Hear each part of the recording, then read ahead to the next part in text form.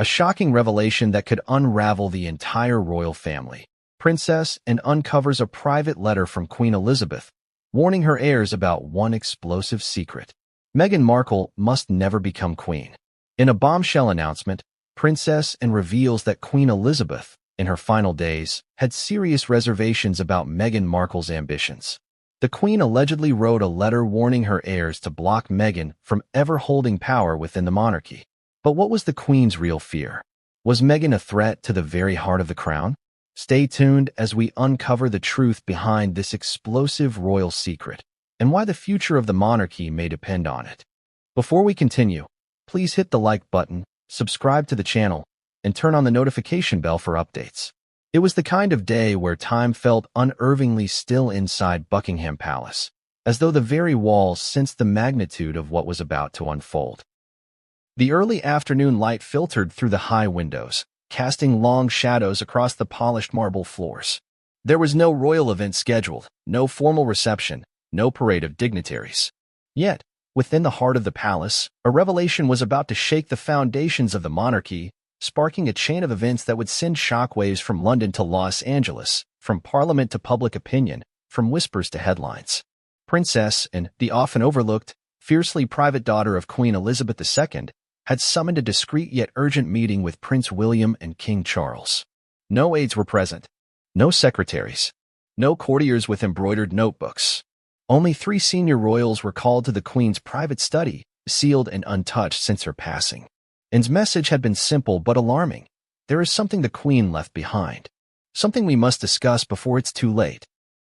William had arrived first, dressed in muted blue, looking more like a concerned son than the future King of England.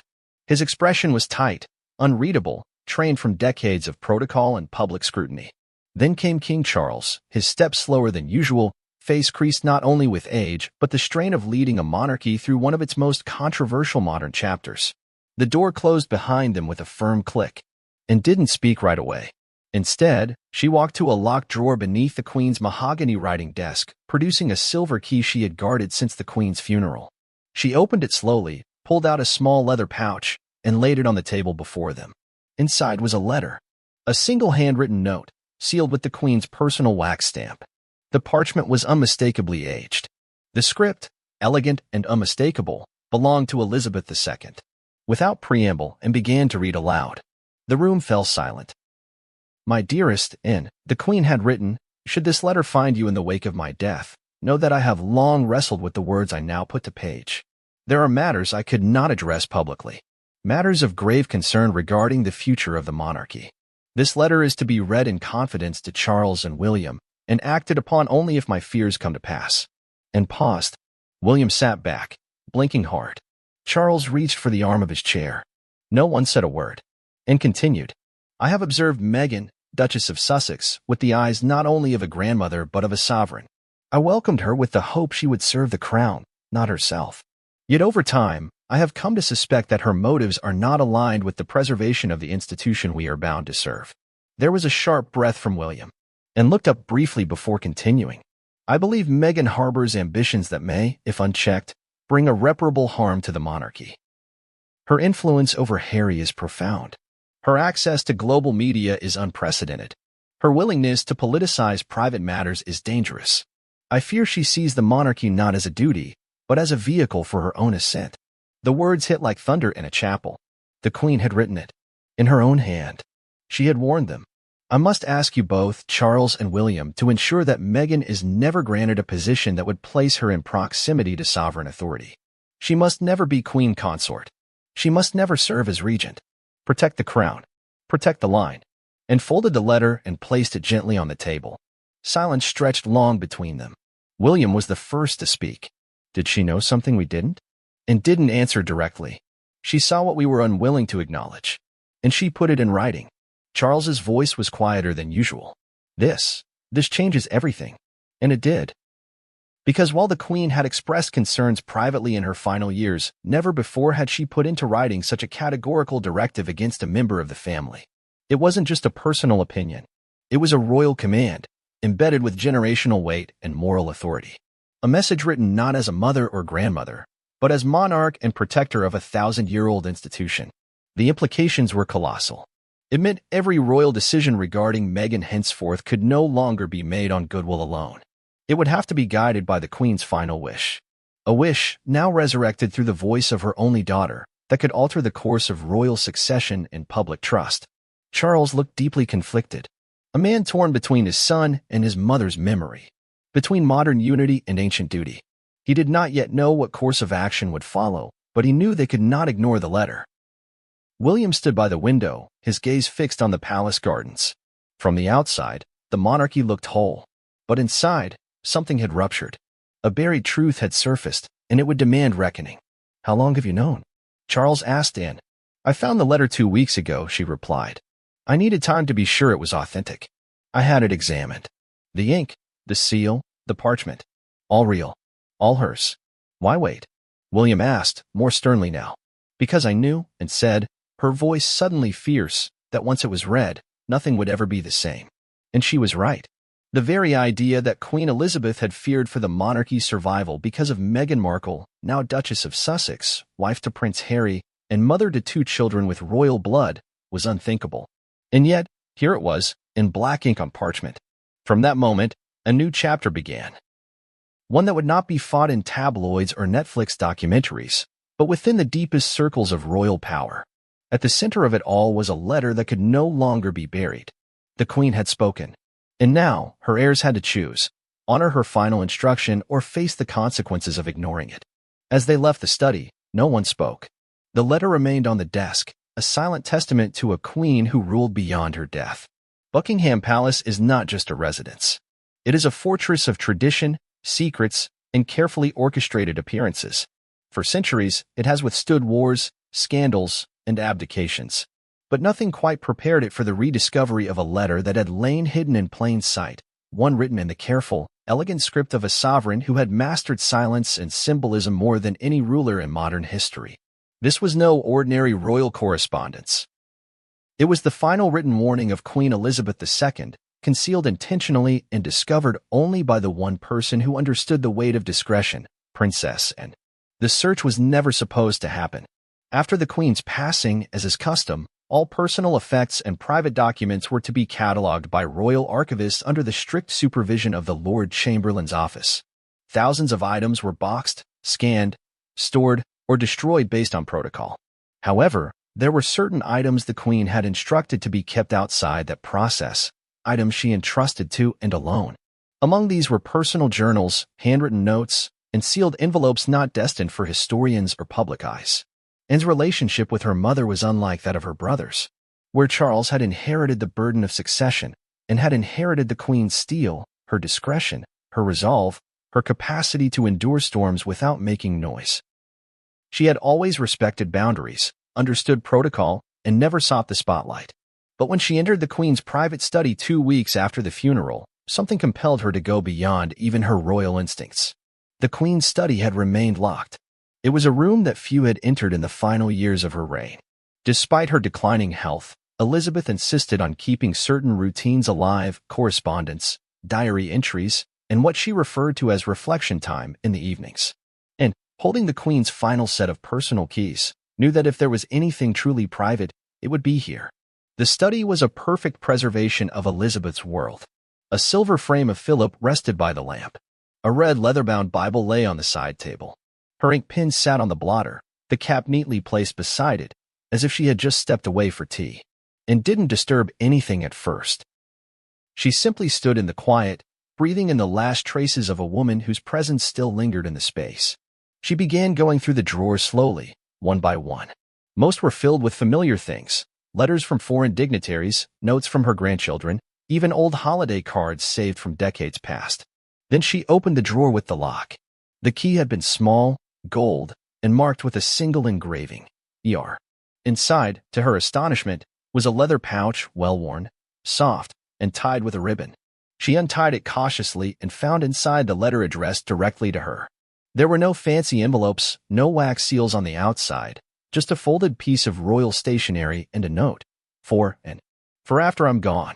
At that moment, Anne's hands reportedly trembled. She sat down at the desk, unfolded the parchment, and began to read. The tone was measured, the handwriting unmistakable, the contents chilling. There was no mistaking the Queen's intent. This wasn't a letter expressing familial emotion. It was a command dressed in soft words. A sovereign's final verdict on a matter of national and dynastic consequence. Elizabeth had made up her mind. She had foreseen the threat and wanted her closest bloodline to act in her absence. And didn't cry. She didn't gasp. She read the letter slowly, twice over, and then folded it again with the care of someone handling a relic. She placed it back in the pouch and left the room in silence. But the weight of what she had read would not allow her to sleep. For the next few nights, and barely left her own private quarters.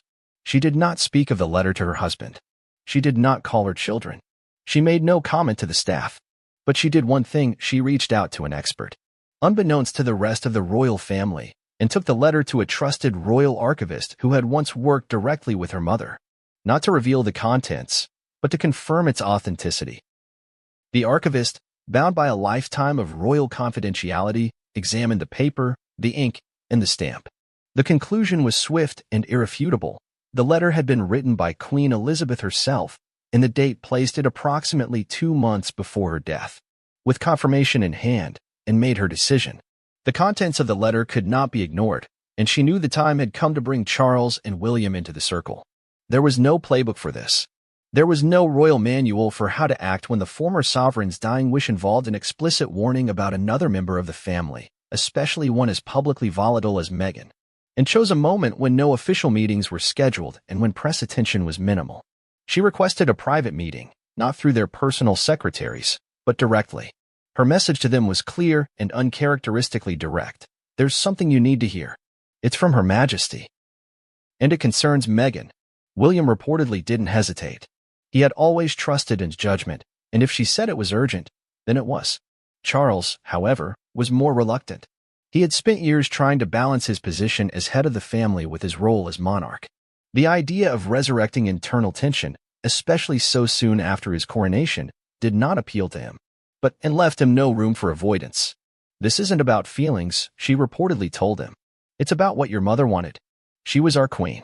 She was your mother. But this was written as the sovereign. That means we owe her our ears, and possibly our obedience.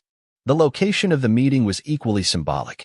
Not the grand audience chamber, not a drawing room, but the Queen's own study, untouched since her death. It was here that, and read the letter aloud in its entirety.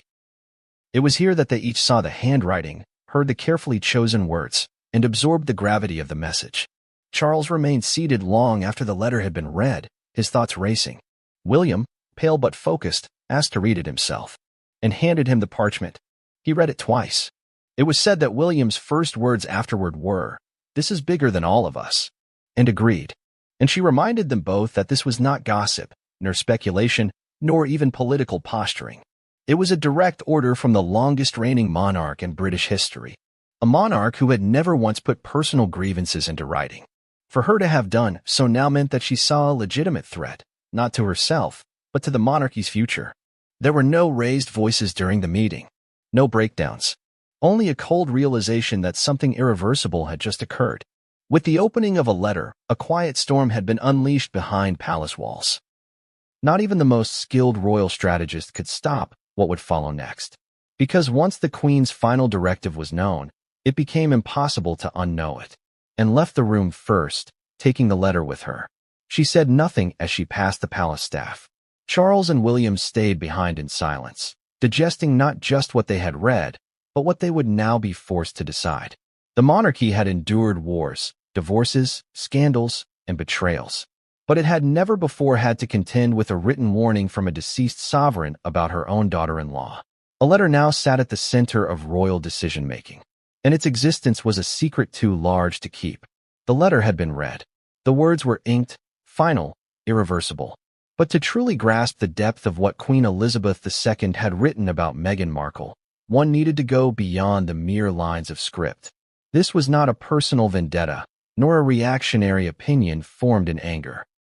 It was a carefully composed observation of character, loyalty, and potential threat. The Queen, renowned for saying very little publicly and even less privately, had chosen this singular moment to speak with haunting clarity. The question remained, what did she really see in Meghan that made her so certain the Duchess of Sussex should never be allowed to ascend to the status of Queen Consort? To understand the Queen's warning, we must first go back to the beginning, to the moment Meghan Markle first entered the royal scene. At first glance, the Queen's reception had seemed warm, even progressive. Meghan was American, biracial, divorced, and a former actress, a stark contrast to royal tradition. And yet the Queen, ever conscious of public sentiment and the evolution of the Commonwealth, gave her blessing to the engagement with Prince Harry. She even extended invitations to Meghan that were rarely offered to newcomers, including Christmas at Sandringham and tea at Windsor before the wedding. These were not just polite gestures, they were public endorsements. But even as these courtesies were extended, it appears the Queen had quietly begun to observe. She watched, listened, and noted patterns, as she had done for decades in matters of diplomacy and family.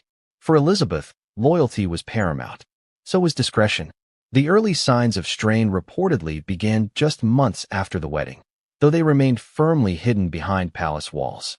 Sources close to the Queen's inner circle have since said that Her Majesty was disturbed by what she called the speed at which Meghan sought change. There were discussions about breaking away from traditional royal duties, pushing forward with independent branding, and reshaping public communications, all moves that raised eyebrows in a system built on caution, heritage, and unity. Meghan's approach, energetic and media-savvy, clashed with the royal way of doing things, slow, deliberate, and almost invisible. Then came the staff turnover. Within the first year of marriage, several aides had either resigned or been reassigned. Rumors of Meghan's demanding behavior began circulating internally. Some claimed she emailed staff at 5 a.m. Others spoke of emotional pressure and unrealistic expectations. Although the palace issued no public comment, the Queen was reportedly briefed about the internal climate. She made no hasty judgments, but she took note. What began to truly alarm the Queen, according to those who later discussed her concerns, was Meghan and Harry's shifting attitude toward the press. The royal family had endured hostile media for generations. Dignity in the face of scrutiny was an expectation, not a choice.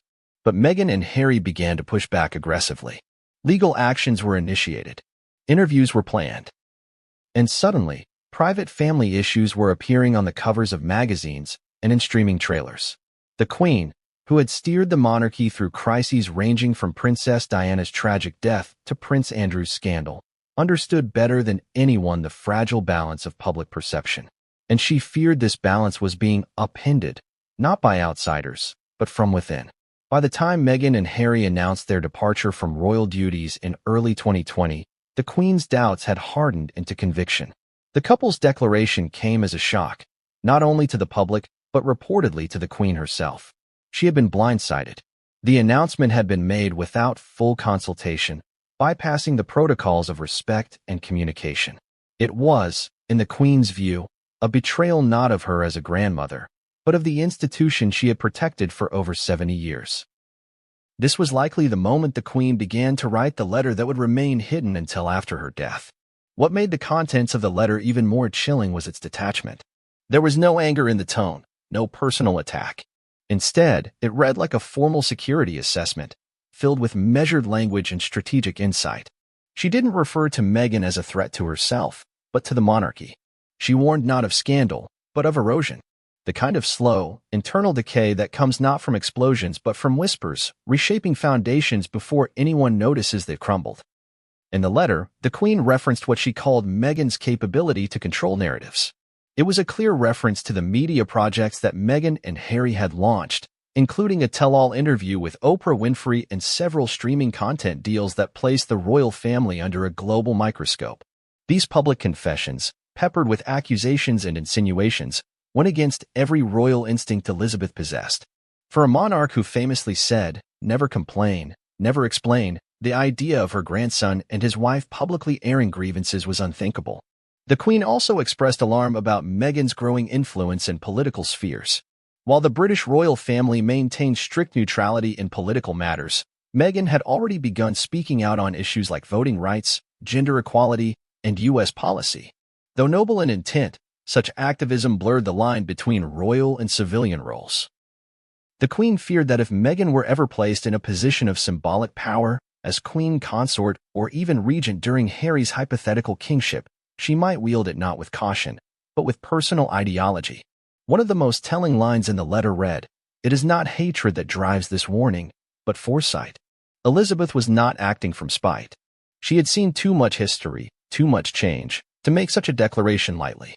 This was the same monarch who had forgiven, who had absorbed criticism, who had embraced modernity when it served the institution. Her decision to write this letter had been born of belief, not in her own legacy, but in the monarchy's survival. Her assessment of Meghan was clinical, ambitious, charismatic, driven, but ultimately incompatible with the rigid framework of constitutional monarchy. Meghan had thrived in a world of individuality, celebrity, and disruption. The monarchy, by contrast, demanded sacrifice, invisibility, and service. The Queen feared that this fundamental misalignment would not only spark internal strife, but eventually fracture the crown from within. Elizabeth's use of the phrase, "must never be allowed to ascend," carried enormous weight. It wasn't phrased as a plea or a suggestion. It was a sovereign directive. For Anne, William, and Charles, it now raised complex and dangerous questions. What legal steps could even be taken? How could they block someone from becoming queen consort without igniting a constitutional crisis? Could titles be removed? Could succession be altered? And even if they could, should they? But those questions would come later. For now, they were still reckoning with the clarity of what the Queen had seen. Charles, in particular, found himself paralyzed. He had struggled for decades to unify his family after Diana's death. He had always wished for peace between his sons, and he had publicly embraced Meghan with kindness and courtesy. But the Queen's words cast a new shadow, one that could not be dismissed as prejudice or paranoia. It was Elizabeth's final judgment, and he would have to weigh it against everything he thought he knew. William, meanwhile, was torn. As future king, he felt the burden of duty far more acutely. He had already clashed with Harry in private over Meghan's role in the family. He had seen how quickly stories could turn against the crown, how loyalty could be twisted into scandal. Now, with the Queen's warning laid bare, he was beginning to fear what his grandmother had clearly feared all along, that this was not just a family rift. It was a historic fault line, and if not managed properly, it could split the monarchy in two. What the Queen truly thought of Meghan, in the end, was not born from gossip or personal rivalry. It was born from a lifetime of observation.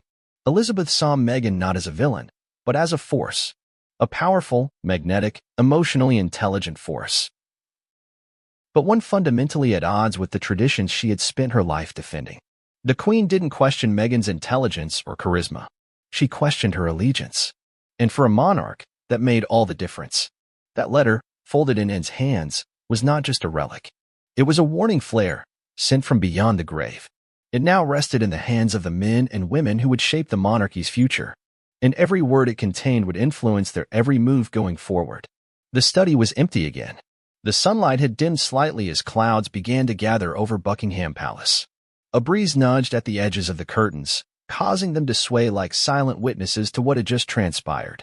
The Queen's letter now lay safely back in Princess Anne's possession, but the impact of its contents reverberated through the very soul of Prince William. After the meeting, William had declined lunch. He told his father and aunt that he needed time alone. No security detail followed him inside the palace. He walked down the corridor with his head low, the heels of his shoes muffled by the velvet carpeting. Behind him, the shadows of legacy and responsibility trailed like phantoms. He retreated to a private sitting room near his former childhood quarters, a place untouched by tourists, hidden from cameras, and steeped in the memories of a young boy who once rode toy horses down the hallway. He stood at the window for what felt like an hour, watching the gardens below where his mother used to walk with him hand in hand. The letter haunted him. He couldn't stop replaying it in his mind. Each sentence, each phrase, echoing with an unnerving finality. It wasn't just the revelation that his grandmother had serious doubts about Meghan. It was the realization that those doubts had been so grave, so unshakable, that she had committed them to paper with the expectation that action might one day be necessary.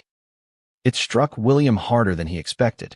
Despite his earlier tensions with Harry, despite the quiet estrangement that had widened with every scandal, he had still held onto a sliver of hope that the family could be repaired. But now, with this letter, that sliver had begun to wither. He sat down slowly, his fingers clasped together, elbows resting on his knees. The weight of it all pressed into his chest.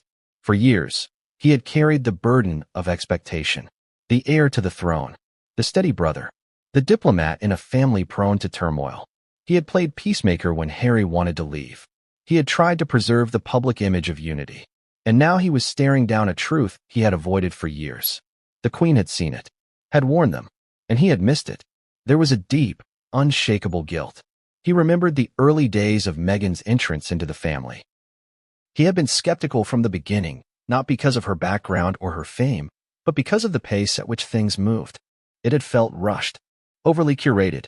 Every appearance, every engagement, carried the energy of a performance rather than a participation. He had said as much to Harry in private. It was a conversation that became a wound. He had merely voiced concern, brother to brother, hoping to protect Harry from what he feared was an impulsive decision. But Harry had taken offense. It was the beginning of the rift. William had backed off after that, hoping time would reveal the truth either way. But he hadn't forgotten the conversation. Now, as he sat staring into the gray light beyond the window, he wondered whether the Queen had felt the same unease even then. Whether she, too, had sensed that Meghan's entrance marked the beginning of a larger storm. William rose and walked to a small bookshelf across the room. It was filled with old family albums, photographs, some letters from Diana tucked in sleeves. He pulled one out and opened it. Inside was a picture of him, Harry, and their grandmother at Balmoral. He was around 10, Harry slightly younger. The Queen had her arms around both of them, her smile gentle, her posture firm. He ran his hand over the image. Everything had seemed simpler then. The Queen had been the anchor, the pillar, the one constant through every headline, every whisper of scandal. And now she was gone, and all she had left behind was her voice in that letter. Her voice, her concern, and her final directive. William wasn't a man easily shaken. Years of public scrutiny had toughened him. But this felt different. This wasn't about press coverage or popularity polls. This was about the survival of the monarchy. And it was about protecting the institution he had been born into, not just from outsiders, but from the possibility that the Queen had seen something none of them had dared articulate. His thoughts turned to his children, George, Charlotte, and Louis. What kind of monarchy would they inherit? Would the decisions he made now one day shape their futures? Would his silence, if he chose to remain passive, eventually become their burden? The idea of Meghan Markle ever holding a symbolic position of power, standing beside a future King Harry, having influence over royal matters, now felt like a risk he could no longer ignore. It was not about dislike. It was not personal vengeance. It was responsibility. Yet even in that moment, William found himself conflicted. Meghan was still his brother's wife. She was the mother of his niece and nephew. How could he honor the Queen's wish without completely annihilating what was left of his relationship with Harry? How could he explain this to Catherine? To the press? To the public? The Queen's directive was private, but the actions it demanded would be very, very public.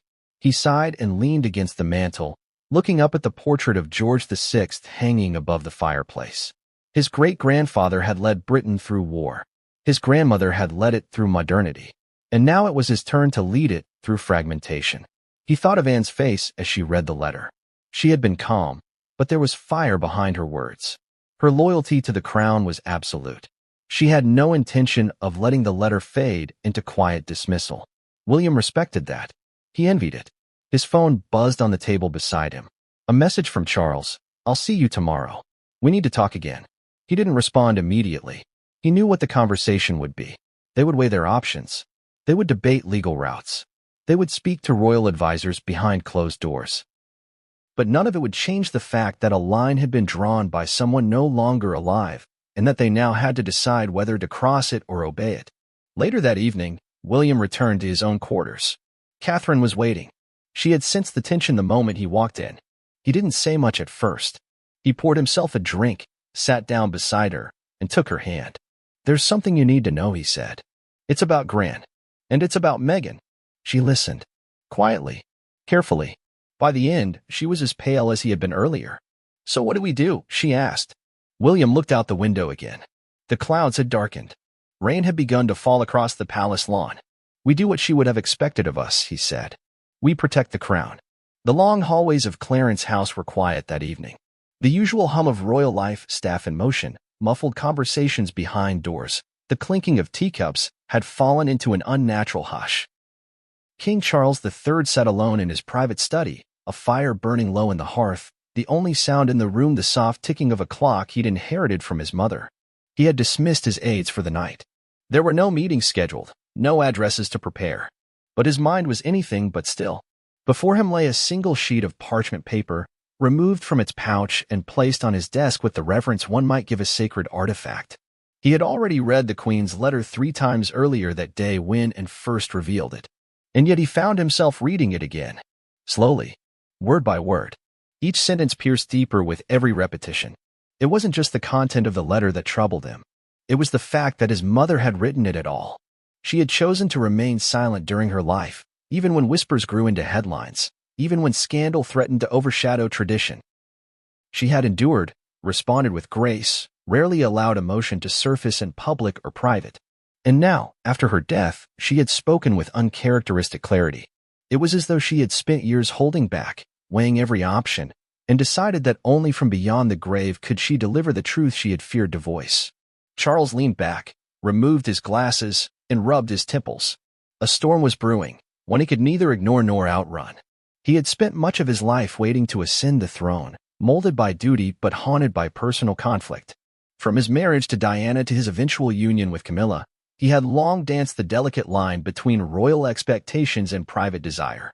He had tried, and failed, to be a father who could fully reconcile his 2 sons. He had done what he could, but now he found himself caught in a trap laid by time, history, and the words of a late monarch. The Queen's message had been unambiguous. Meghan Markle was not to be allowed anywhere near the crown. She had described her as a destabilizing influence, a threat to the institution, someone whose ambitions and actions were incompatible with the monarchy's survival. But the implications were far from simple. For Meghan to be blocked from ever becoming queen consort or holding any regency power, measures would have to be taken. Legal ones, constitutional ones. And those measures would carry consequences. Charles knew all too well what those consequences could be. The moment he acted on the Queen's letter, a war would ignite. A war of media narratives, legal battles, and public opinion. Meghan and Harry would not stay silent. They would retaliate, likely with new interviews, memoirs, lawsuits. And the world would once again be pulled into a spectacle of royal dysfunction. The king walked slowly to the window and stared out at the London skyline. The lights of the city blinked like stars scattered across stone. Somewhere out there, his younger son lived with the woman now at the center of the Queen's last directive. Harry, the boy he had once cradled after Diana's funeral. The boy he had promised to protect. That boy was now a man who had turned his back on the family, traded royal halls for Hollywood stages, and chosen privacy through the lens of a camera. Charles had tried to be patient. He had kept channels open, offered olive branches. He had even walked Meghan down the aisle when her father couldn't. He had welcomed her with open arms and a cautious heart. But even he had to admit, privately, that things had unraveled quickly. The departure, the interviews, the accusations of racism, the tension with William. Each episode a fracture and a dam now threatening to burst. And now this letter. A final verdict from the woman whose approval had guided his entire life. A verdict he couldn't ignore. He returned to his desk and opened a red leather-bound folder marked Private. Sovereign eyes only. Inside were briefing papers prepared by his constitutional advisors. Earlier that day, and had insisted that action had to be taken. William had agreed. But what action? What did they want from him? To remove Meghan's titles? To draft a legal instrument preventing her from ever becoming queen consort if Harry were somehow restored into the line of succession?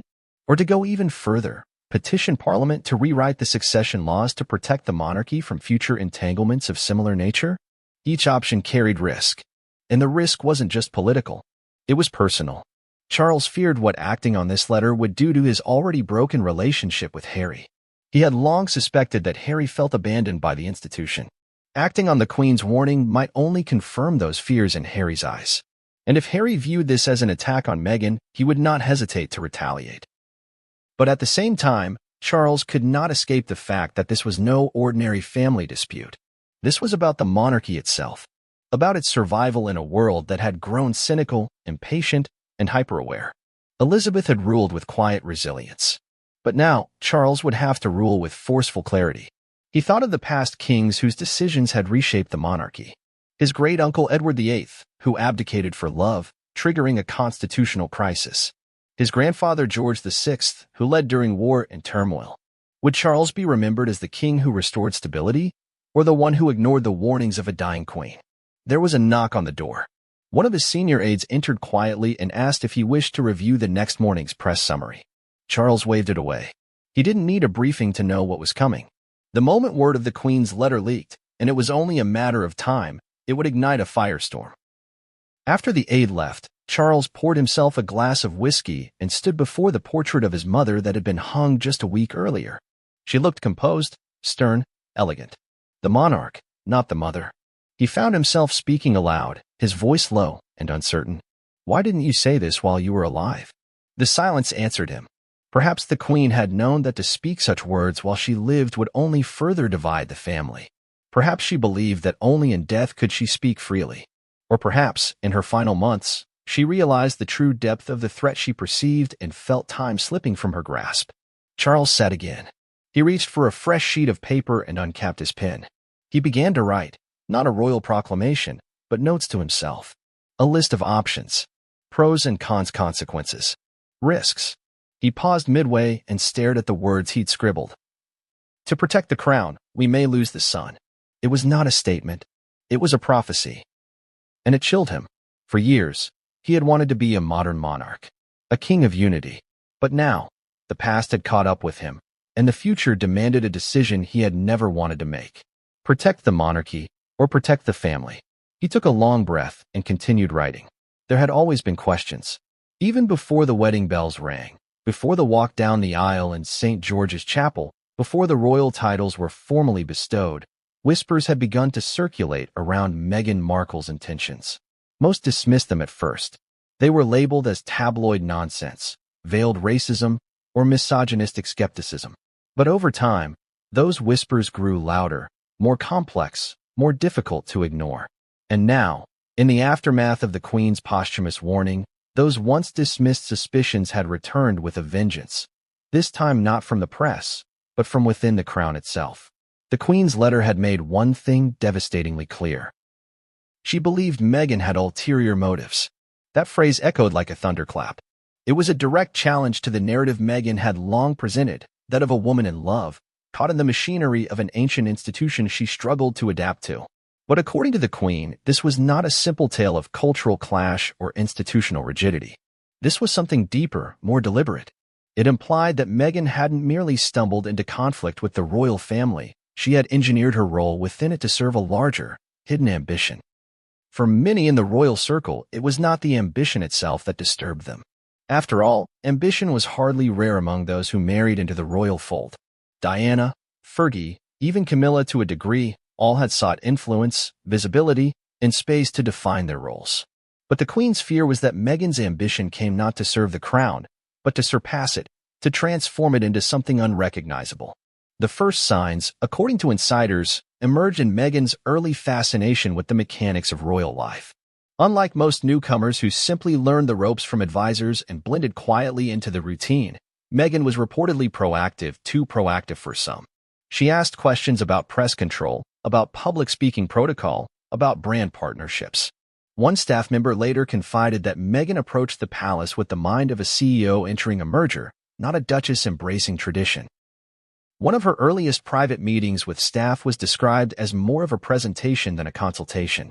She spoke about modernizing the family's public image, of harnessing global media to increase the monarchy's relevance. At first, these ideas were met with intrigue. But soon, her suggestions began clashing with the culture of the palace, a culture that preferred to lead from silence, not spotlight. Meghan's background in Hollywood fueled the suspicion. As an actress, she had been accustomed to visibility, storytelling, and media maneuvering. As a royal, she was expected to disappear into duty. But instead of shrinking, she flourished.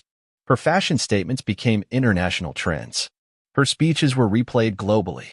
Her presence, always poised and powerful, began to eclipse even seasoned royals during public engagements. For a monarchy obsessed with order and hierarchy, this was dangerous. The Queen, watching from Windsor and later Balmoral, reportedly grew uneasy. She understood that charisma, when left unchecked, could shift power in unpredictable ways. In Meghan, she saw someone capable of wielding that power for purposes that may not align with royal values. One moment, in particular, raised eyebrows within the Queen's household. During preparations for Meghan's first major solo event, she reportedly requested a private photographer, and a personal team separate from the palace's traditional press corps. The move was interpreted as an attempt to control her image outside the institution's established protocols. Some argued it was harmless. Others saw it as the beginning of a strategic separation. Then came the rumors of brand building. Whispers of trademarks for Sussex Royal, of personal charitable foundations, of deals that bypassed palace approval. Meghan and Harry were said to be laying the groundwork for a separate global identity. And while philanthropy was nothing new for royals, the way the Sussexes approached it, with commercial elements, media tie-ins, and global branding, was unprecedented. The Queen's advisors grew concerned. They brought their findings to her. Some speculated that Meghan and Harry planned to use their royal status to build a new kind of influence, a hybrid of celebrity and monarchy that threatened to disrupt the delicate ecosystem Elizabeth had maintained for over 6 decades. Meghan wasn't merely adapting. She was evolving the royal model into something entirely different. What the Queen reportedly feared most was the erosion of constitutional neutrality. Meghan, from early on, had voiced political opinions, something no senior royal is permitted to do. She had spoken about feminism, reproductive rights, racial justice, and American voting laws. While these were noble causes, they posed a threat to the royal image of apolitical unity. Meghan was not just stepping into royal shoes. She was marching in a different direction. There were also concerns over access and alliances. Meghan's inner circle included powerful Hollywood agents, Silicon Valley entrepreneurs, and political figures. She maintained friendships with media executives, production company heads, and former White House insiders. Her network spanned continents and industries, an impressive web of influence that outstripped most royals. In the Queen's eyes, this was not merely unusual. It was dangerous. The culmination of these suspicions arrived with the announcement of the Netflix and Spotify deals. The Sussexes' decision to sign multi-million-dollar content agreements while still holding royal titles was a line the Queen had long hoped would never be crossed. The deals positioned them not as humble ex-royals, but as global media figures with insider access to the most secretive institution on Earth. The Queen viewed this as an outright conflict. She summoned advisors. Meetings were held. Legal interpretations were debated. In the end, the Queen decided that Meghan and Harry must step back entirely. They were stripped of royal patronages, military titles, and public funding. But even after the exit, Meghan's momentum only grew. The Oprah interview was the final straw for many in the royal household. Meghan's portrayal of the palace as a cold, outdated, and even racist institution confirmed the Queen's fears. The royal brand was no longer being attacked from outside. It was being reshaped from within, by one of its own. That's when the Queen, already frail and aware of her fading time, reportedly began drafting the letter that would be discovered later. She had no intention of publishing it, nor of confronting Meghan directly. That was not her way. But she believed that when the moment came, her successors needed guidance, not from advisors, not from the media, but from her hand alone. And so she wrote. The letter, now revealed, outlined not just her discomfort, but her deep-seated fear that Meghan's long-term goal was not to serve the monarchy, but to transform it. That she saw the royal family as a platform, not a heritage. That she viewed the crown as a spotlight, not a sacred institution. The Queen did not accuse Meghan of malevolence, but of misalignment, of seeking a kind of power the monarchy was never built to give. Critics of the Queen's perspective argue that she misunderstood Meghan, that the Duchess was simply modern, assertive, unwilling to play by outdated rules. But the Queen saw something else. She saw a future in which the monarchy's traditions were slowly replaced by curated interviews, streaming content, and influencer-style branding. A future in which service gave way to self-expression. For a woman who had given her entire life to quiet duty, this was unacceptable. Meghan's defenders argue that she brought visibility, diversity, and boldness to a stagnant institution. That her very presence forced the monarchy to confront its past and evolve. But her critics, now armed with the Queen's letter, believe she was an opportunist cloaked in compassion, someone who wanted the glory of royal life without the restraint. And so the debate rages on. Was Meghan a breath of fresh air, or a force of disruption? Was she misunderstood, or was the Queen's fear justified? For King Charles and Prince William, the answer now had consequences. If they accepted the Queen's warning, they would have to act. Not in silence, not in whispers, but publicly, definitively, legally. And in doing so, they risked turning Meghan from a controversial figure into a martyr of monarchy. But if they ignored the warning, they risked betraying the woman who had held the monarchy together for more than 70 years. A woman who had given them not just a crown, but a final command.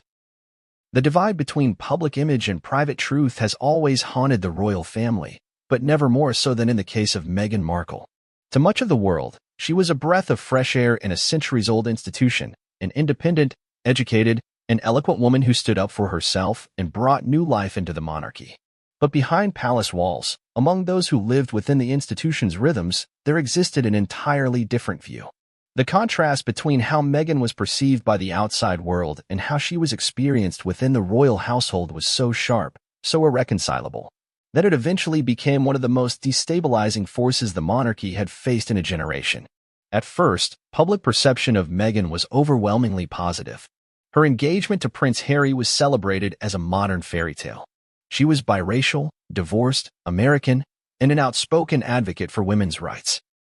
The idea of such a woman marrying into the British royal family marked, in the eyes of many, a much-needed turning point. The media embraced the symbolism. Headlines declared the monarchy was finally embracing the 21st century. Royal watchers compared her to Diana, graceful, glamorous, and empathetic. Public goodwill surged. But inside the palace, things were far less idyllic. Royal staff members began expressing concerns early in Meghan's transition to royal life. Several reported what they described as a culture clash. Meghan had come from a world where personal assistants were paid to cater to one's every need, where celebrity status allowed for control over press access, and where image was everything. The palace, in contrast, operated on hierarchy, discretion, and deeply embedded tradition. Those close to the inner circle began referring to Meghan as someone who didn't seem to understand or accept the rules. It wasn't that Meghan was universally disliked. Far from it. Many admired her intellect and professionalism, but admiration was often paired with anxiety. She asked difficult questions. She challenged protocol. She wanted to reshape her role instead of being shaped by it. And while that may have been celebrated in the private sector, within the royal family, it was interpreted as defiance. One of the earliest examples of this divide was Meghan's approach to her wedding planning. Reports later emerged that her demands regarding staff, clothing, and procedures created tension with palace aides. A particular story involving a disagreement with Kate Middleton over Princess Charlotte's bridesmaid dress became a media frenzy. The palace refused to comment, as usual, but insiders suggested that Meghan's reaction to even mild criticism was intense and personal. The royal family, long trained in stoicism, began to see her emotional transparency not as authenticity, but as volatility. Despite this, Meghan's public image remained strong. She delivered inspiring speeches at public engagements, looked flawless in designer gowns, and was widely praised for her charity work. The media, at least for a while, continued to portray her as a symbol of positive change. But internally, pressure was mounting. Royal staff turnover increased during her first year. A few longtime aides reportedly left under circumstances described as sudden and strained. An informal nickname, Duchess Difficult, began circulating among employees. It wasn't about cruelty or arrogance, it was about control. Meghan was used to making decisions, setting agendas, and commanding attention. The palace, however, operated by consensus, not charisma. This discrepancy between private unease and public admiration became a growing source of tension. Senior members of the royal family began to worry that the gap between how Meghan was perceived by the outside world and how she operated within the institution could eventually become unmanageable. And then came the media shift. It began subtly, questions about her relationship with her father, stories of estrangement from extended family, hints at tensions with William and Kate. As the press turned, Meghan began to feel targeted. But instead of ignoring the attacks, as the royals had always done, she responded. First through legal warnings, then through public statements, then, eventually, through the now infamous Oprah interview. In that interview, the curtain was pulled back, at least from Meghan's point of view. She described a palace indifferent to her suffering, unwilling to protect her from racist attacks, and even harboring discussions about her unborn child's skin color. Her revelations shocked the world. For millions of viewers, Meghan became a symbol of defiance against an outdated, elitist institution. For the first time in decades, the royal family was seen not just as flawed, but as cruel. Inside the palace, the response was radically different. The Queen's statement afterward, brief, restrained, and measured, said it all. Recollections may vary. That phrase, carefully crafted, was not merely a denial. It was a subtle but powerful rejection of Meghan's entire narrative. The Queen, and by extension the royal institution, did not accept Meghan's version of events. But they chose not to escalate the feud publicly. Behind closed doors, however, the divide had reached a point of no return.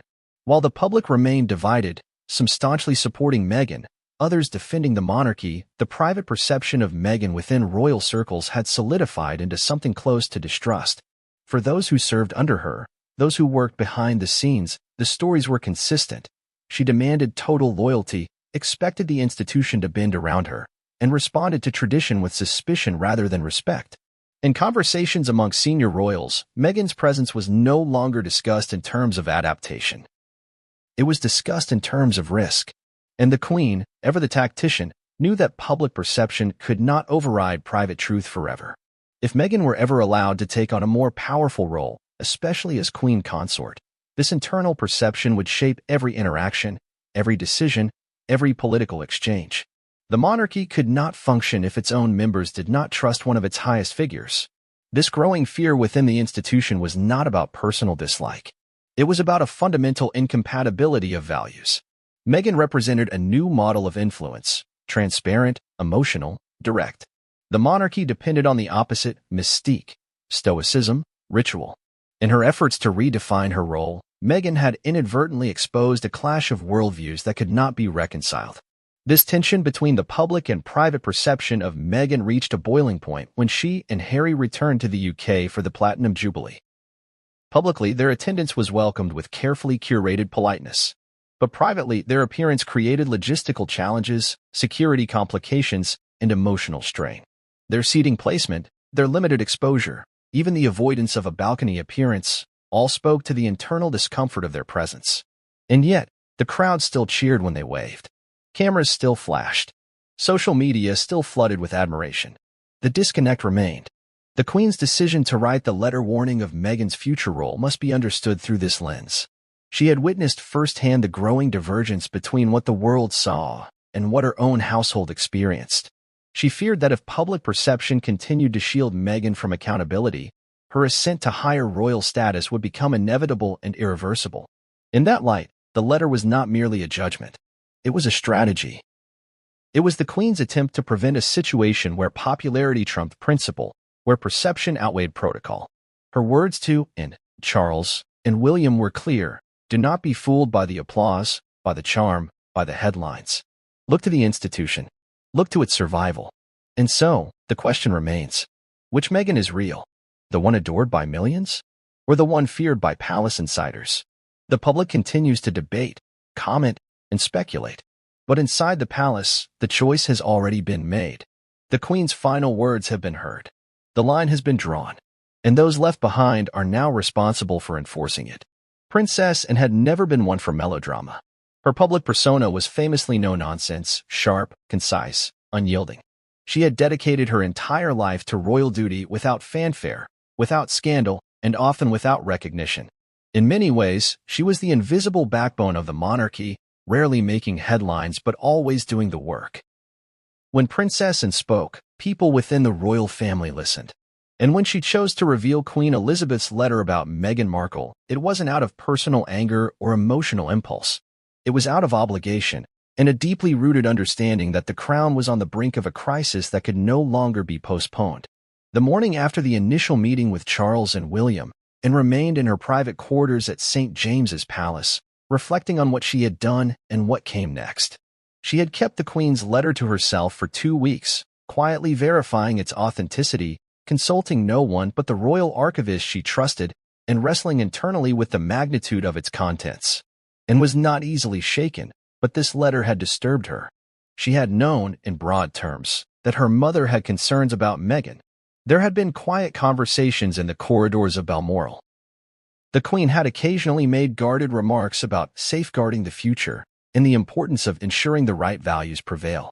But Anne had not expected such a precise and forceful message, especially one addressed directly to her, written with the kind of finality that left no room for misinterpretation. The line that struck Anne the most was this: Meghan must never be permitted to serve in a role of sovereign power. That one sentence had echoed in her mind repeatedly. It was not a question. It was not advice. It was a command, issued by the longest reigning monarch in British history, whose instincts had been sharpened over decades of crisis and diplomacy. The Queen had seen what others chose to ignore, and believed the Queen had written the letter for a reason. It had not been addressed to the Prime Minister, nor to legal counsel. It had been entrusted to her, the child most like her mother, the one least likely to be swayed by emotion or politics. The Queen had known, and would act if no one else did, that she would put duty before family, that she would protect the institution, even at the cost of peace. And that was exactly what and now intended to do. Her next steps were carefully calculated. She knew William was already on her side. He had seen the dangers brewing since the beginning. His frustration with Harry, his alarm over Meghan's influence, and his sense of obligation to the monarchy had all been growing. The Queen's letter had simply validated what he had long suspected. But Charles was different. He was the king now, and understood that leadership came with hesitation, especially when it involved punishing his own son, and decided to act not just as a sister, but as a counselor to the sovereign. She requested a formal audience with Charles the following morning, not as part of a family discussion, but as a constitutional matter. She arrived with the Queen's letter, securely encased, and a dossier of notes she had compiled with the royal archivist. She laid everything out on Charles's desk, and spoke with the same resolute tone she had used on horseback in military briefings and foreign tours. Her message was simple: this letter cannot be dismissed. It must not be buried. The Queen has spoken, and her voice must be honored. Charles listened quietly, as an outlined the dangers of inaction. If the monarchy failed to heed the Queen's warning, the consequences would unfold gradually, but irrevocably. Meghan's influence would grow. Public sentiment would shift. Harry could one day be restored into the line of succession through unexpected legal or political events, placing Meghan in a position of immense symbolic power. That outcome, and warned, would destabilize the crown from within. It would turn the monarchy into a media-driven operation, shaped by brand deals and soundbites rather than service and legacy. She reminded Charles of the Queen's final years, how she had fought to maintain dignity amidst the storms created by the Sussexes. The Platinum Jubilee, the Oprah interview, the Netflix series, all moments where the institution had been overshadowed by personal grievances and celebrity drama, and insisted that the time for placation was over. Action had to be taken. Charles, weary and hesitant, asked what that action should be, and had already thought it through. At minimum, she said, the family must issue a legal declaration outlining the line of succession in absolute terms. Measures must be introduced to ensure that Meghan could never act as regent in any hypothetical scenario involving their children. Titles could be reviewed, trusts restructured. More importantly, the monarchy must present a unified front, no more silent tolerance of attacks from across the Atlantic. She warned that anything less would be seen as weakness. The public, she argued, respected the Queen not because she spoke often, but because when she did, it mattered. This letter was her final speech. To ignore it would be to reject everything she had stood for. And didn't shout. She didn't cry. She delivered her warning with clinical calm, like a surgeon addressing a tumor that must be removed before it spreads. When she finished, Charles sat back in his chair, staring at nothing. He was silent for a long time. Then he asked, and the one question she had expected but dreaded, "What about Harry?" And looked him in the eyes. "I love Harry," she said. "We all do. But he's chosen his path. This isn't about punishing him. It's about protecting what's left. He'll never understand that. But we have to." Charles nodded, but did not answer. The silence between them was not filled with comfort, but with agreement. Later that afternoon, and contacted William to let him know the conversation had taken place. William was grateful, and together they began quietly assembling a group of trusted legal and constitutional advisors. Nothing would be announced immediately. There would be no press release, no sudden decree. But the process had begun. Anne's role in this moment was unlike anything she had done before. She was not simply an advocate for tradition. She was the executor of the Queen's final intention. She carried the weight of that letter like a soldier bearing a flag on the battlefield, knowing that if she let it fall, the entire line behind her would break. To the public, she said nothing. She made no public statements. She continued her royal duties with the same efficiency she always had. But inside the palace, she was the catalyst. She was the one who turned a sealed letter into a plan of action. And in the end, she did what her mother had trusted her to do. She warned the crown, and the crown listened.